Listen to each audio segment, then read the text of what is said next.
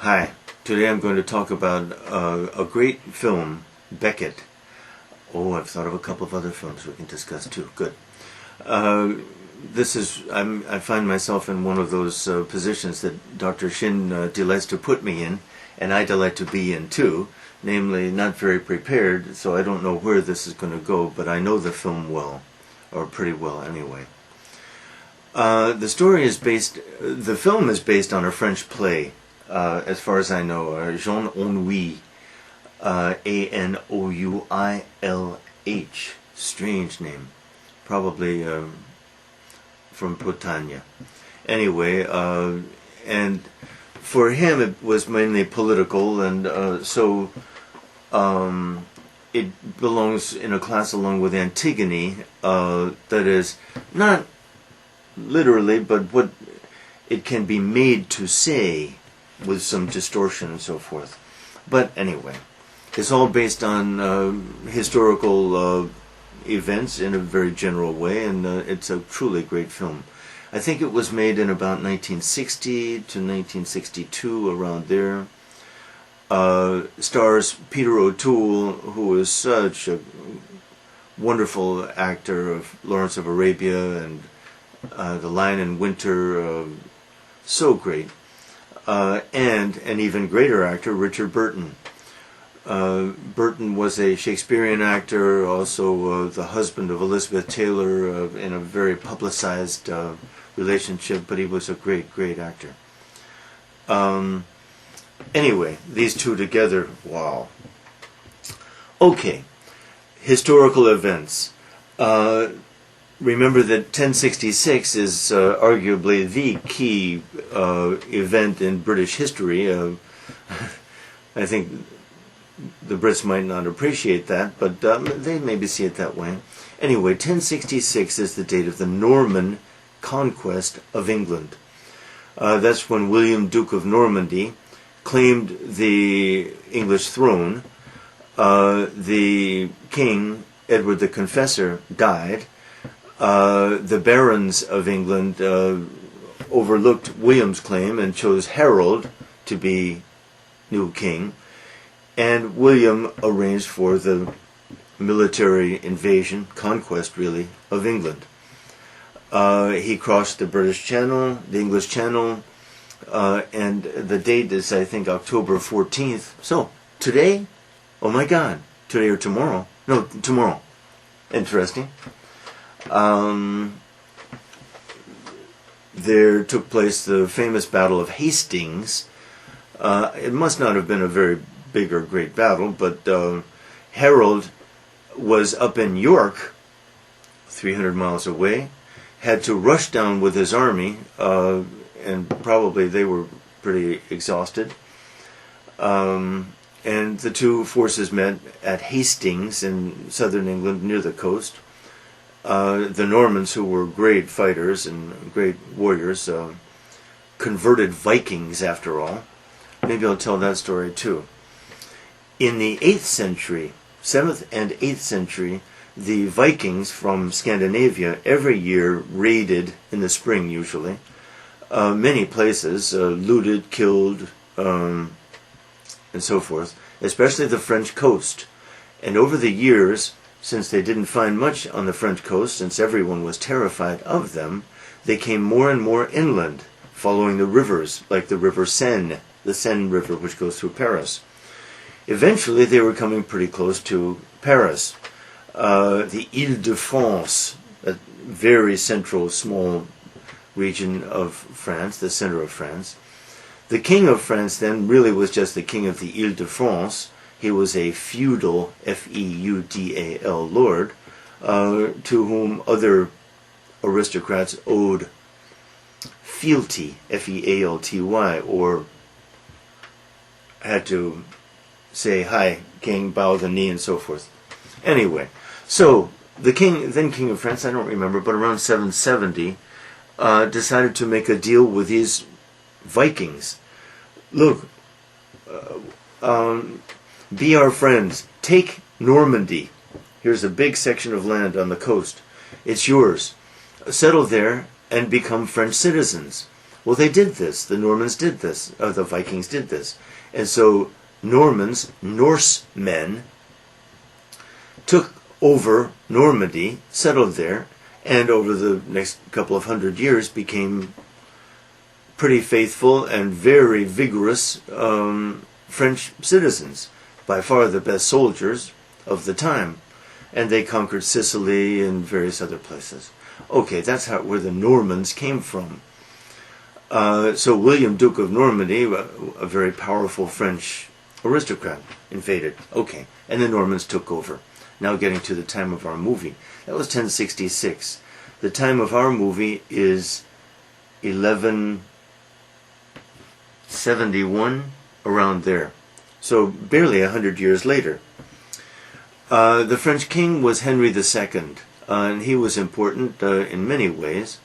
A typical Norman king, always eager for conquest and fighting, got involved in the Crusades, which had started in 1095, and his son, Richard the Lionhearted, would be one of the key figures in the Third Crusade. But anyway, blah, blah, blah. Henry always needed money to fight his wars. He taxed his barons, B-A-R-O-N-S, as much as he could, but he had to be careful with them. And so always he wanted to tax the church.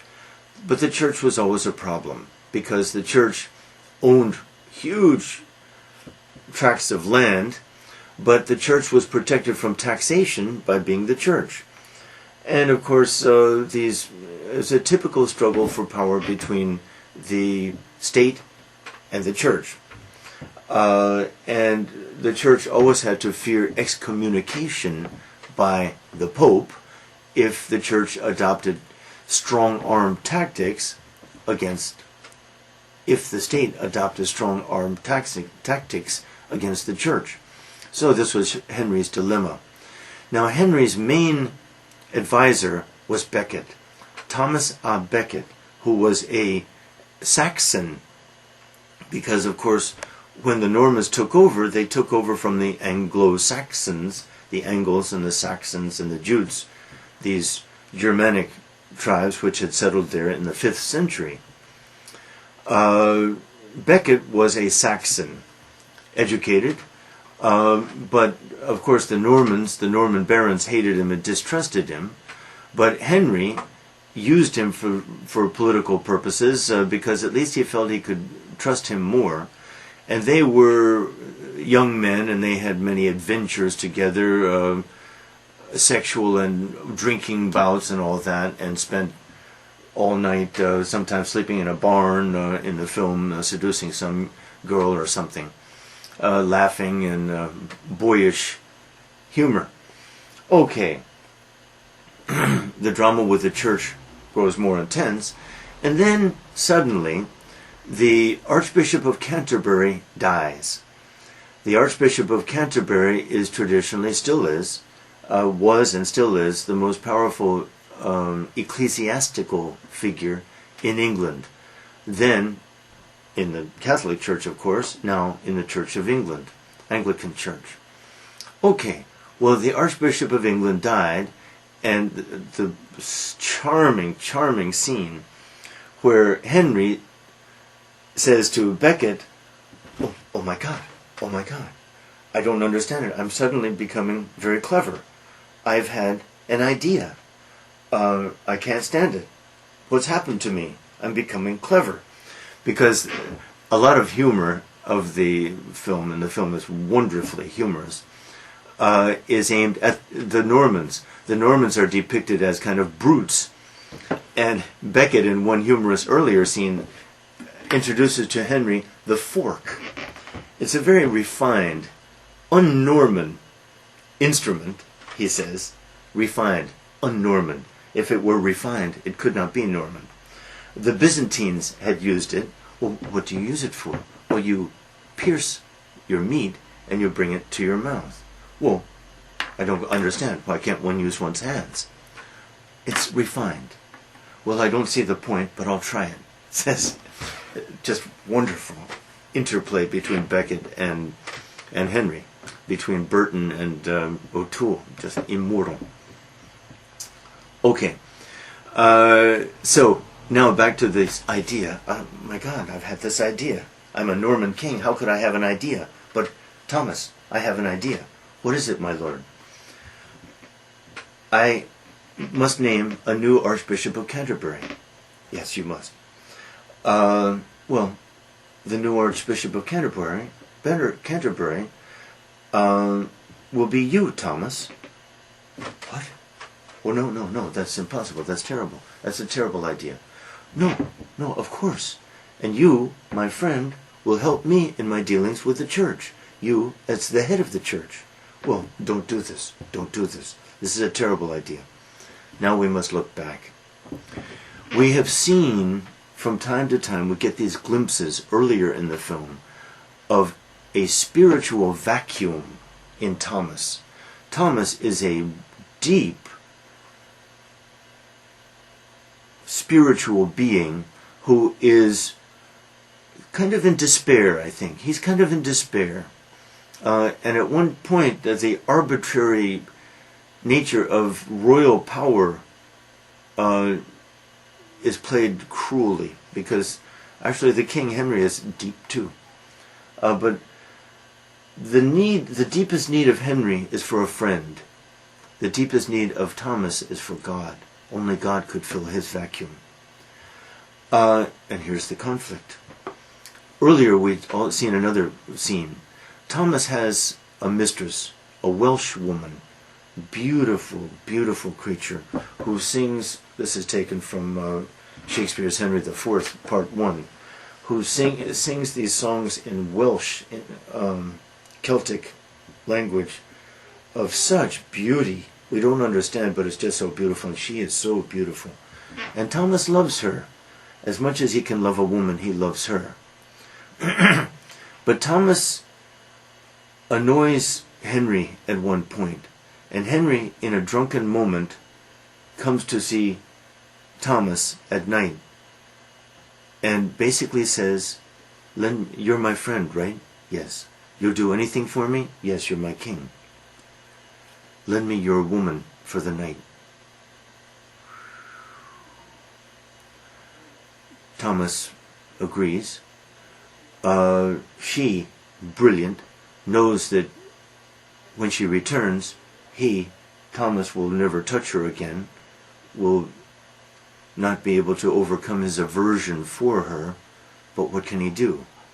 So Henry has forced this to happen, and it shows how arbitrary, how willful, how spoiled, boyish, childish royal power could be. Whimsical. And Becket knew this, of course, had known this, but now he saw it and felt it deeply. But still, just to be sure, that we had seen earlier that that vacuum in Becket could only be filled by death or God. And so this glimpse of the arbitrary power of royalty, although it had an effect on him, on Becket, perhaps even a bigger effect than the film is made to show. Burton is he's a giant. On the screen, he's a giant. I don't know that we have a giant like him. There's no giant like him. Not the only comparable one is Russell Crowe. Russell Crowe is a little bit comparable. It takes a non-American accent too, maybe, to be so imposing a figure. Russell Crowe plays Americans. Seriousness, that is, the seriousness of his face, the power and depth of character that the face shows. I'm not sure that we Americans generate those faces. There aren't many Native Americans who have faces like that. Perhaps you'll agree if you get to see the film. But if you think of Russell Crowe, and then you compare him with, I don't know, some younger man, Brad Pitt, who's maybe a great actor, or older even, Al Pacino. No, Russell Crowe's face is deeper and more powerful, and Burton's was even more powerful than Russell Crowe's. Anyway, sorry. Moving on. Then we had these glimpses before, and then Becket has, Henry has this idea. You will be, Thomas, my Archbishop of Canterbury. And when Becket says, don't do this, don't do this, there's fear in his eyes. Fear of what? We don't understand at the time, but it's before long we do understand. Because it's kind of the fear of what the consequences are bound to be. Because the consequence, and I guess Thomas knows it, or he intuits it, intuition. He knows that if he's called to this life of service to God, this life of Archbishop of Canterbury, he will not turn back. He will not go into this in any half-hearted way. He's incapable of that. He will pour his whole being into the pursuit of that life. And that will put him on a collision course, of course, with Henry, his friend. That will hurt Henry. He doesn't want to hurt Henry, but he knows that he will have to. He will have no choice. Henry doesn't see this, because the height to which Henry can reach is friendship. And he idealizes the friendship with Thomas so greatly. His marriage, by the way, is shown as utterly trivial. He treats his wife with contempt. He treats his children with contempt. Marriage for him is nothing.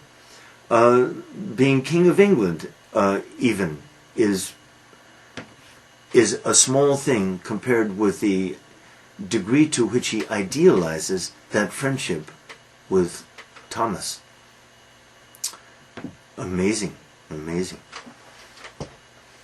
Okay, so, but Henry insists they go through with it. And soon,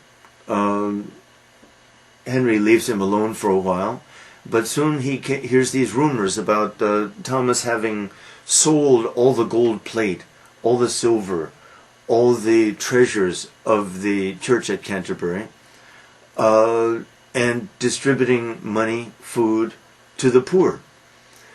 Now, Henry, of course, is a king, and Henry, of course, is cynical. How could a king not be cynical? And Henry thinks, oh, that Thomas, that wag, is what he would say, W-A-G, kind of like a witty prankster playing pranks. But Henry, I think, knows that there's more. There's more. But he leaves him alone for a while. But soon, of course, he has to call upon the church for money. He needs money. And Thomas, it's not there. There is no money left, or not what Henry needs anyway. And soon this collision course is evident, even to Henry, who didn't want to see it. Now, for us watching the film, let's step back from the film a little bit. That scene, the powerful scene when drunken king, staggering, had insisted that Thomas yield his woman, this beautiful, gentle, supreme woman. Can't think of anything comparable in any film. Or, I mean, she's just perfection. She is so beautiful, so gentle, devoted to Becket. By the way, she understands Becket. She understands him better than Thomas does, because she sees that vacuum in Thomas more clearly than Henry can. Probably she has seen him in more vulnerable times as a woman. She has seen him more vulnerable, and she sees the aching longing for something more than human in Thomas. She sees that. Henry doesn't see that. That's not Henry's fault, maybe. Anyway, my point is to speculate for a moment. The film lets us speculate on what really happened in that scene. Because what really Henry did was he took away from Becket that night. He took away from Becket the only human being who could possibly a little bit have filled that vacuum in Thomas. She couldn't have filled it completely, but she could have filled it a little bit. And what Henry did was snatch that away from him, from Becket. Sully it, S-U-L-L-Y. Taint it, make it dirty. And spoil it, ruin it, snatch it away from him. And so, is it possible that when Becket does what he does, he's in a sense striking back at Henry the only way he can, but a very huge way? I'm not sure that the film excludes that possibility. That possibility remains. From a secular point of view, okay, from the religious point of view, you can see the film is very religious, though it never pushes too far, as I'll show you. But for a person who rejects a religious interpretation for a psychological interpretation and a secular psychological interpretation, that interpretation is available to us by the pain that Henry inflicted on Becket that night in his drunken spitefulness. Okay, and self-indulgence. Okay, back to the film. So, the crisis is on. More glimpses of Henry in isolation, because Henry, of course, lives in London, and Thomas is down there in Canterbury. The distance was only 60 to 70 miles, but that's a long 60 to 70 miles, and Henry never went there. Now, I'm not sorry, this impromptu way that Dr. Shin and I have of doing things here. I have to take you back to the beginning, the very beginning of the film. I'd forgotten this, but it doesn't matter. You'll see it right away. The opening scene has Henry at Canterbury, arriving at Canterbury, entering the church, waving to the crowd, hooray, long live the king, and all that. He enters the church, goes downstairs into the crypt, that kind of basement there, secret place really, crypt, hidden, removing his shirt, removing his royal shirt as sarcastic and humorous every moment of the way. He's Peter O'Toole, a genius. Irony written all over his face as he does this. He takes off his shirt, bows down, and kneels down and holds on to like a chest. Meanwhile, the monks of the church start administering the whip to him, and Henry, wincing in pain, but laughing ironically too, talking to Becket. Becket's dead. Becket is dead. Why is Henry the King doing this? Why is Henry the King submitting to this? Because, of course, Becket was killed by Henry's thugs, Henry's henchmen. The film consists entirely in Henry's narration of the events that took place. Deliciously witty, naughty, witty, wonderful. Henry, Peter O'Toole, narrates the events in retrospect. And of course the film will end with Henry having finished with his lashes, his back a little bloody, no doubt, doing penance, of course, for the terrible sin of having murdered Thomas. But of course all this is politics. Henry is not doing penance. Henry is simply trying to ingratiate himself, re-ingratiate himself with the English people, especially those of Canterbury, who hate him now because he killed their little saint. Because Thomas, of course, was very quickly canonized, made a saint, after his murder, after his martyrdom. A martyr. M-A-R-T-Y-R.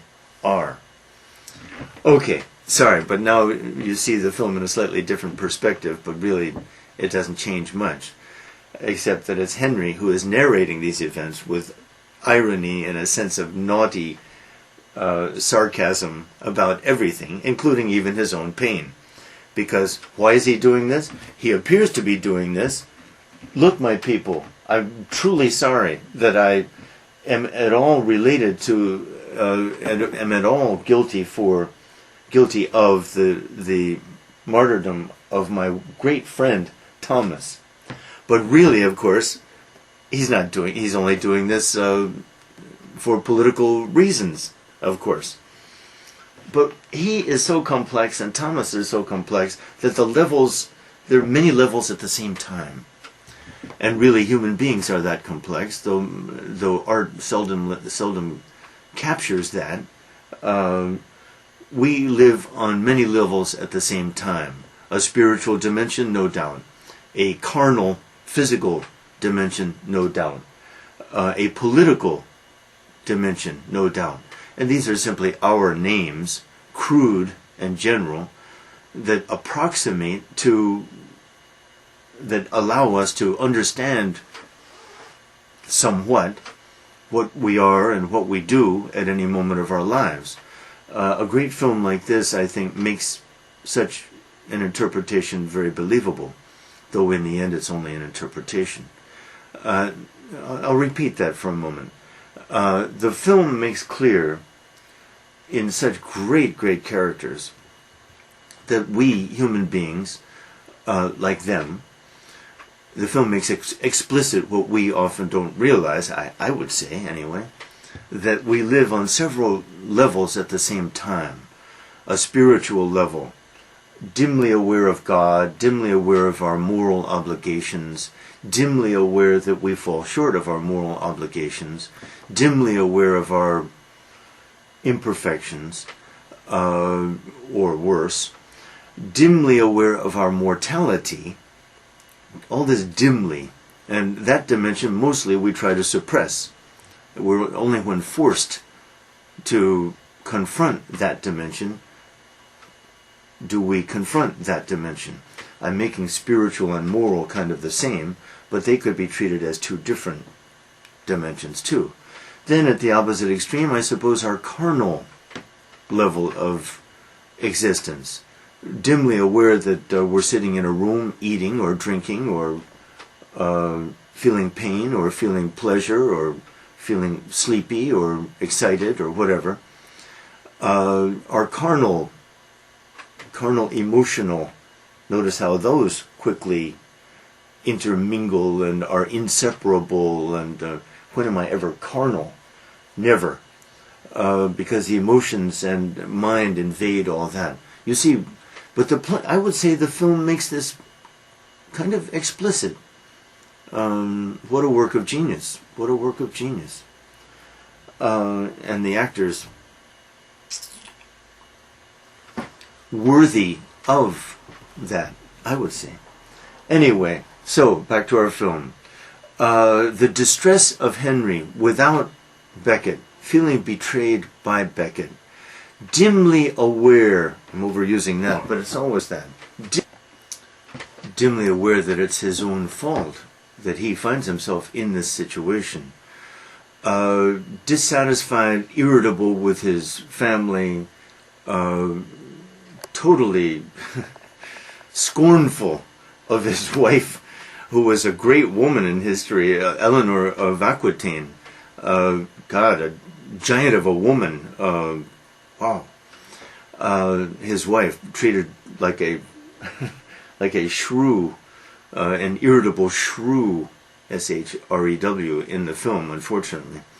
But anyway, drunk, irritable, his four barons, burly Normans, standing there while he's eating and drinking one night, and in his drunkenness he says, famous words, "Will no one rid me of this meddlesome priest?"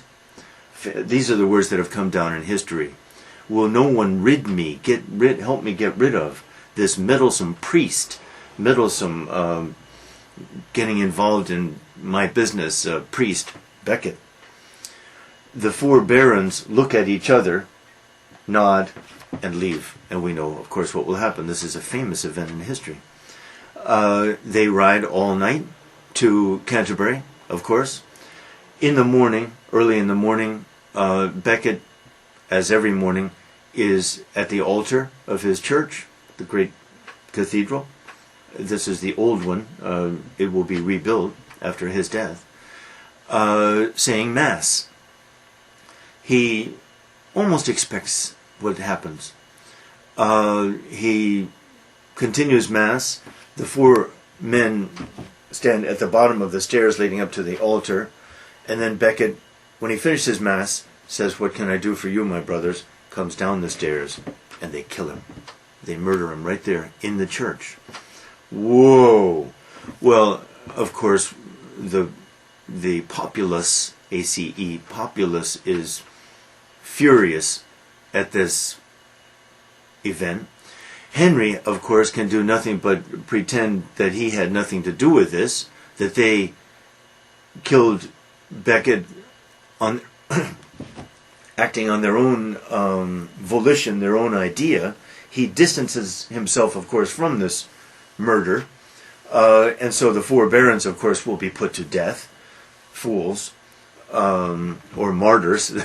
Maybe they are martyrs to royal power, because they died really to help Henry get out of his ticklish situation, untenable situation.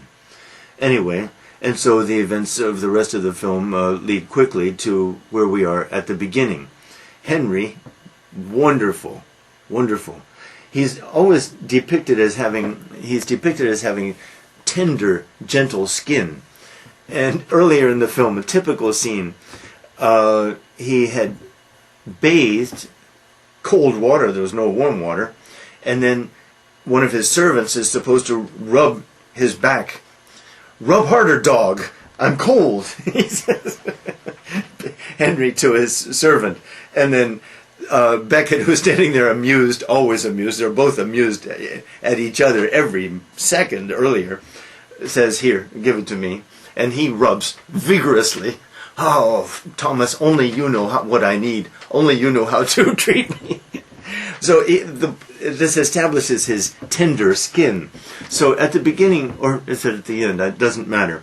Henry, feeling the lash of the whip, says, and you, talking to Thomas, dead, of course, in Thomas's church, he says, "So of course, Thomas, you know how tender my skin is. You will appreciate the gesture that I'm submitting to here, this show of penance." Wonderful God.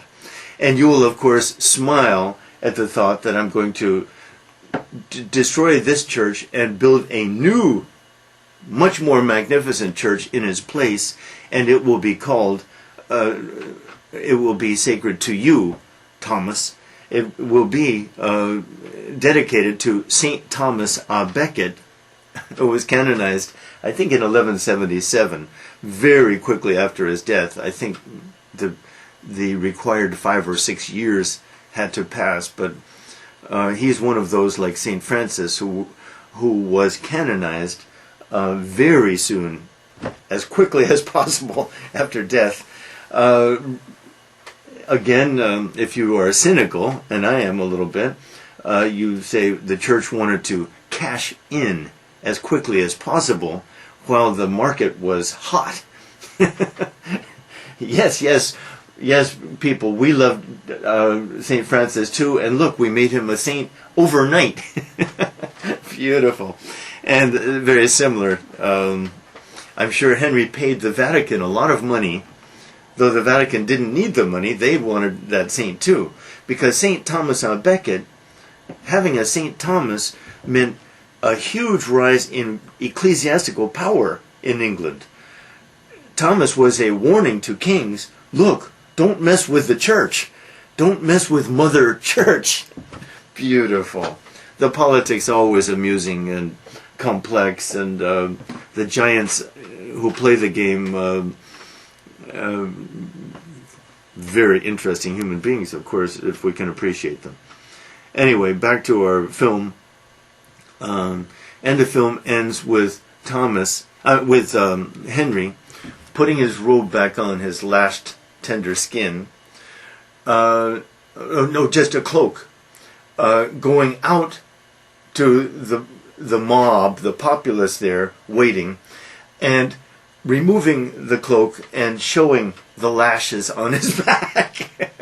but smiling and winking at Thomas, the dead Thomas, right, in his heart, saying, "Good joke, huh, Thomas?" My God, what sophistication! What a high level of sophistication and wit and humanity and feeling. It's not cynical. It's cynical and religious at the same time, which is maybe how we should be. I mean, it's in the end, it's kind of religious, or at least it allows the religious perspective. It does not deny the religious perspective at all. But the foremost one is the human one, the complex, deep, rich, funny, cruel range of feelings and behavior that bond two people, in this case the two friends. What a glorious film. We have some time left. I wonder if... Okay, I'm going to talk about one of Shakespeare's most lovable... God, maybe it's his most lovable play, Henry IV, Part 1. It's classed among the chronicle plays or historical plays dealing with English history, but it's so much more. We have relatively little time, but I hope to do it justice. The main characters, okay, historical background. Richard II was King of England from 1377 to 1397 or 98, around there, around 21 years. But he was a very unpopular king. He was willful. By the way, an excellent play is Richard II. An early play. It's no match for the play we're doing now. We're doing the great one. But Richard II is an excellent play. Anyway, so in that play, in Richard II, we see what kind of strange man Richard was, doomed for unpopularity. An unbalanced man, probably homosexual. Okay. In Henry IV, Part 1, what do we have? We have Bolingbroke. Henry Bolingbroke was Duke of Northumberland? Oh God, doesn't matter. A powerful duke. And he had been banished by Richard II, and Richard had taken his lands. But Bolingbroke returns to England. No, I'm telling you more Richard II. Let me get to Henry IV. But that's historical background. Okay. Bolingbroke returned to England, returned up to York, and slowly marched south to London. And as he marched south, he was joined by thousands who disliked Richard. And by the time he arrived in London, Richard could not oppose him. In fact, Richard had to return from Ireland, could not oppose him, and had to submit. Well, this was rebellion. This was unthinkable.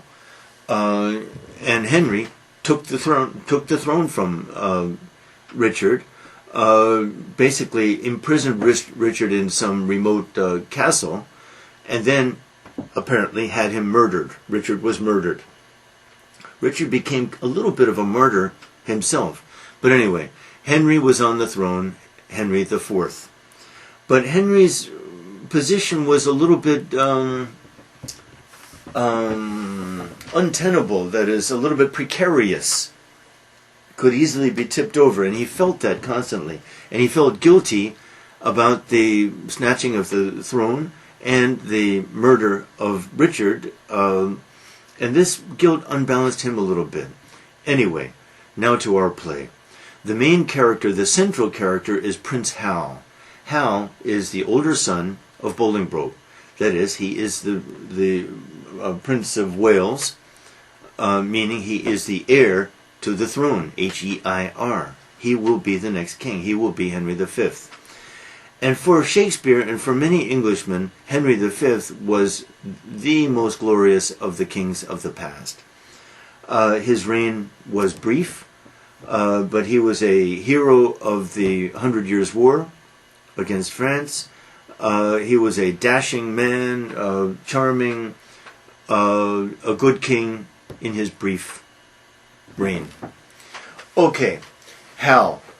Now, what is Hal doing? How is Hal spending his time? Hal is spending his time drinking and chasing after women, partying, playing elaborate jokes and pranks, stealing even. And his number one friend is one of the giants of Shakespeare. I'm so glad we get to talk about this today. What's his name? Time out. Oh my God. I can't even think of his name. The most comical character in all of Shakespeare. What's it, the giant? Ah. Just 1 second, please. Oh my God, it's scary. Henry VI, Richard III, Richard the first part of Henry IV. Here we go. Falstaff. Oh my God. At those times when I don't remember something that's so obvious, I start to panic, and that prevents me from remembering. Anyway, Falstaff. Falstaff is a very obese, immensely witty man. He is the wittiest creature in literature. Falstaff is the wittiest creature in literature. His wit is... how could Shakespeare encompass him and the other characters? It really exceeds anyone's grasp how that is possible, how it's humanly possible for that man, Shakespeare, to have created Falstaff, as well as these other creatures, male and female. Okay, to our point. Falstaff is Sir John Falstaff. He's a knight, but he's a disreputable knight, and he drinks constantly, and every day needs money for his drink. And Hal is pretty generous, but Hal tries to keep some control of him too. And the interplay between these two characters is a treasure. The butt of the jokes, the objects of most of the humor, is Falstaff. But Falstaff is very witty about himself too, and Falstaff can give back just as well as he takes. I'll tell you about a scene, and then we have to expand to the political goings-on. In the most delicious scene of all, Hal, Falstaff, and their other guys, Poins, and there's a group of about 6 or 7 of them, are in an inn where they spend a lot of their time drinking and so forth, and clowning. And Hal has just received word that his father, Henry IV, wants to see him tomorrow at Windsor Castle, I think. And so, we better prepare for this. And so, immortal scene. Okay, Falstaff has the idea. Okay, Hal, you be Hal, I will be your father, and we will practice this so that you can think about what you're going to say to your father. And, okay, so first Falstaff speaks as Henry. My son, I do marvel at the company you keep. It's so low, it's so vulgar, it's so disgusting. All except one fellow, one outstanding fellow. I think I'm reversing it, but it doesn't matter. I'm sorry. No, I am reversing it. I better stop right there. In the first, Falstaff says, okay, I'll be you, you be your father. And so Hal speaks and he says, what low company you keep, especially that one fellow. What's his name? The fat one. Very witty. But then Falstaff takes over, and Falstaff steals completely, outwits Hal completely. And then Hal says, okay, well, wait, let's reverse roles. Now you, Falstaff, be my father, and I will be myself. And then the way I told you before happens. But Falstaff says, yes, he's the king now. It's hard to keep this straight. He's the king. So Falstaff is the king. Yes, I marvel at the low company you keep, my lad, but one fellow seems to be outstanding. He is martially noble, that is, he's a brave soldier, he's valiant, he's witty, And at the end of this speech, it rises to such a height, and Falstaff says, hang all the others, but keep that fellow Falstaff. We get a glimpse here of high drama, because what this really means is Falstaff knows that one day, of course he knows, that one day Hal will be king. And Falstaff must be feeling a little bit of anxiety, because what will King Henry, King Hal, Henry V, do about his past friends? Will he treat them well, raise them to high positions? No, he can't. Will he put them to death? Possible. What will he do? And so the uncertainty of the future looms before him in a deep, deep way. And there's a kind of desperation in Falstaff's final speech of this delicious scene where he says, hang all the rest of these drunken fools, these thieves, these cut purses. But that fellow Falstaff, keep him. He's the best. He's the best. Wow. Just then, knock on the door. Okay, now I have to take you back to what's been happening. The historical situation is this. When Henry IV, Northumberland, if that's his name, had come to get his power, he had depended for his help on various other powerful figures from the northern England. Among these were the family of Hotspur,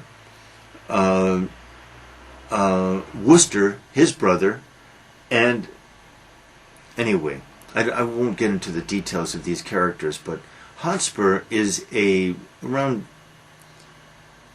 presented as a young man. At the time he was 40, but Shakespeare makes it more like 25. He's married. He's a hot-headed, great fighter, but hot-tempered man.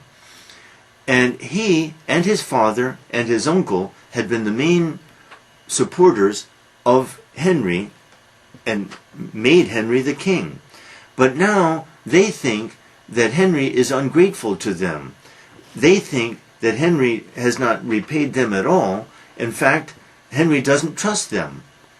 And they're right. So this is a very ticklish, sensitive political situation.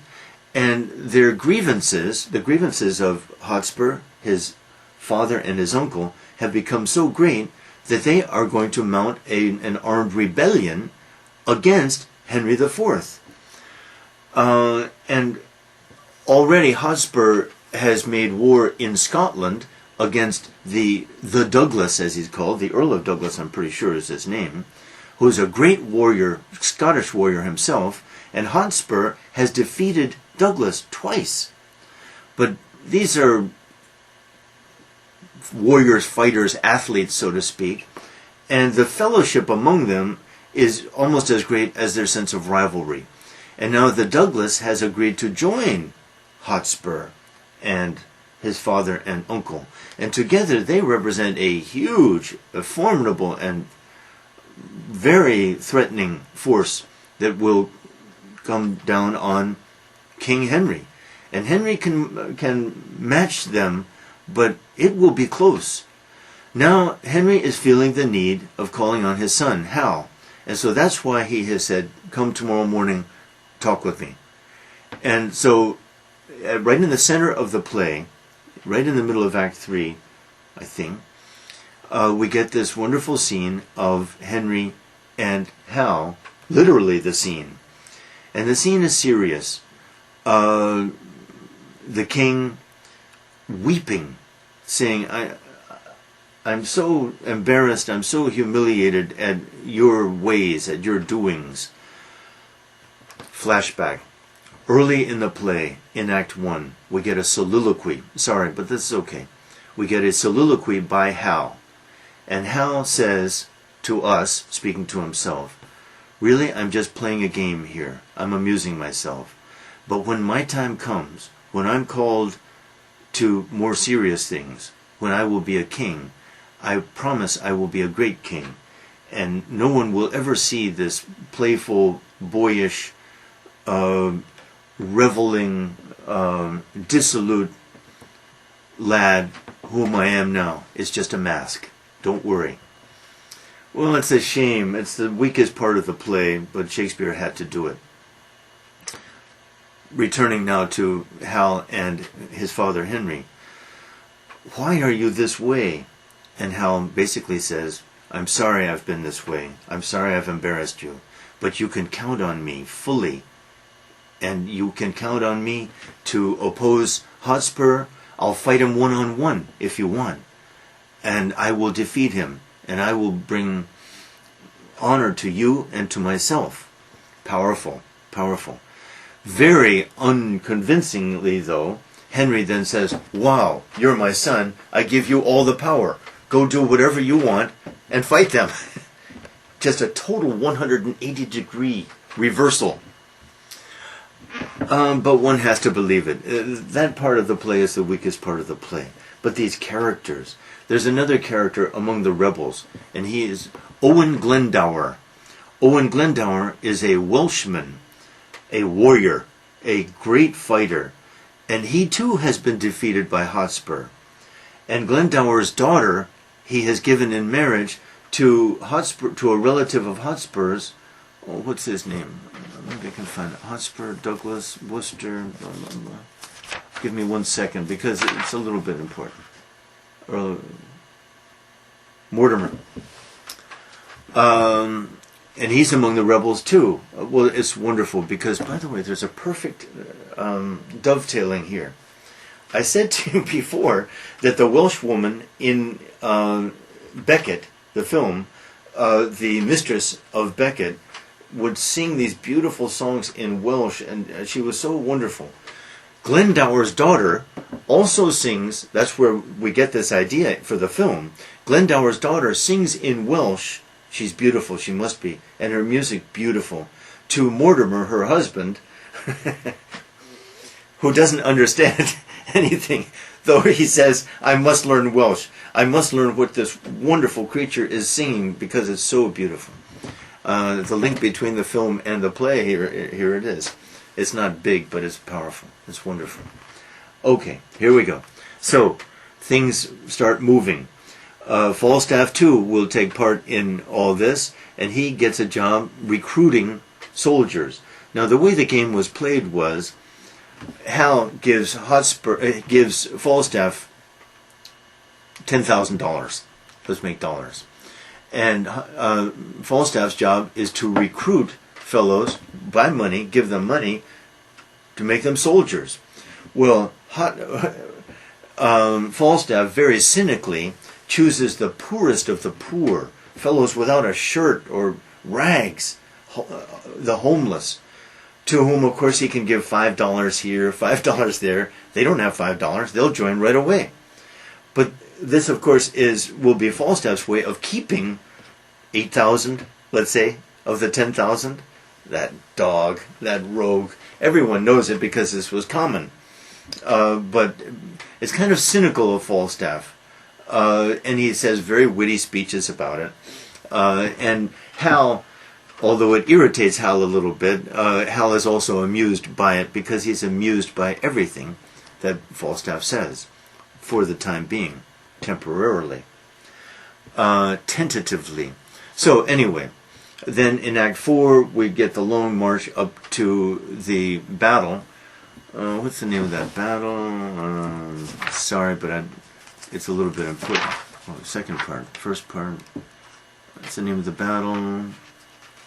Where are we? Sorry, I want the name of the battle. A little bit important. Oh wow, wonderful, wonderful, wonderful. Don't find it yet, but it doesn't matter. I'll find it.